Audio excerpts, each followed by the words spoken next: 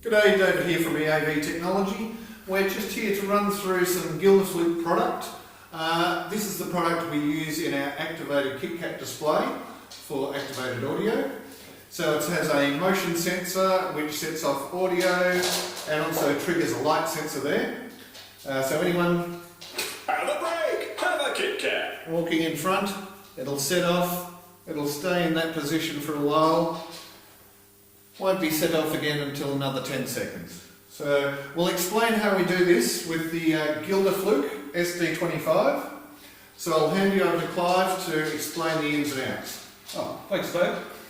It is a powerful little box actually. It contains a media player for MP3 or WAV files, a 50 watt amplifier, stereo amplifier, all built into this little package. Of course you do your files on the computer or laptop, put them on your little disk, whack it in there, and you're ready to program. The connections to the unit are power, audio in if you're not using the flash card, left speaker, right speaker, power supply, trigger 1, trigger 2, and that's pretty well it. There is a secondary trigger which I'll explain. In the KitKat display, the connection is to this type of sensor which just mounts in the bottom and connects into the trigger port 1. The light actually connects to another trigger port which is a secondary trigger port. It actually, when things start playing, it contacts laser, so it will turn the light on. When it finishes playing, it will drop it off, the light will go off. So there's two parts of it. The speakers themselves, standard 16 ohm speakers, you can mono them like we have here, or you can run them in stereo if you wish. The KitKat display is very reliable, very small plug pack power supply, can put it anywhere. It is really a good job. The inputs here, if you don't have if you don't want to run the flash card and you run external audio through the amplifier, you can do that. Or you can have a microphone come into this and have the microphone trigger off a secondary trigger here. So while it's playing, while it's playing a particular track, if someone wants to use the microphone, it can override it, drop the power, mix the two together and put it through the display. Microphone off, goes back to where it was. This particular device only got one file on it, so essentially what we're doing is just triggering to play, and it will just play through that, stop until it receives the next trigger. All the programming is done on dip switches, very simple. For this particular one, you're talking about dip switch 4 and 5 up. That basically gives you that function. There are other functions you can do: auto fade, ramp fade, mute, cut. There are many functions you can program just by a combination of dip switches. There's 12 of them, so you think of the combination you've got there. Other than that, the level controls, you've got output level controls on little Phillips head screwdriver heads, the left and right. They're separate, so you can actually have different areas that you want to cover, one louder than the other, and just preset the settings. And the inputs to the device for the whatever you're feeding it into here, from a CD player or a microphone preamp or something like that. So other than that, it is a very, very powerful little unit. It's very well priced. Everything is there. You don't need much to program it. You get full instructions on all the options you can set it up for.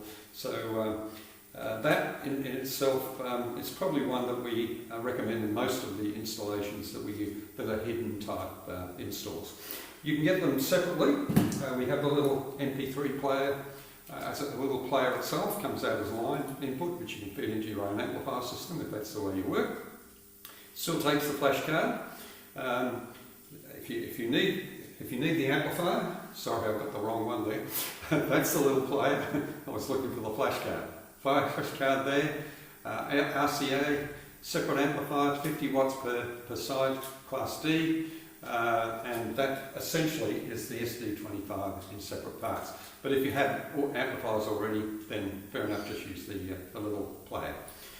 I think that was pretty good, David. Yeah, the Gilderfluke have a larger range of controllers which will do servos, hydraulics, all sorts of things. If you want to do an animatronics display, Definitely look into Gilderfluke's. They've got all the components, great little component products. We have the SD25, which is more of a show controller, so that's an all-in-one unit. But yeah, many products that we'll be going through in other videos. This one was just mainly a cap off to show you how the KitKat display ran with a simple little SD25 unit. I'll even tip over the display and just show you, there's the speaker at the top. And underneath we have the power running down the back, the speaker cable, the light bar at the side, and the sensor and the SD25 unit are just mounted underneath. Looks very neat. So, We've forgotten how we did it. yeah, Very good. simple demo package. So we'll be back with further videos on Gilderfluke. Yes, the other last part is if you do want to do a bit of controlling, the little mini brick 4 does go straight into the SD25 as a contact closure. So you can do all your programming and it will then receive the signals from this to whatever program you've got set up for it. And you can interface that to your lighting control system, things like that. Yep. It's all there. Alright, if you need us, you can contact us at sales@eavtech.com.au or give us a phone on 039 489 0019. Thank you.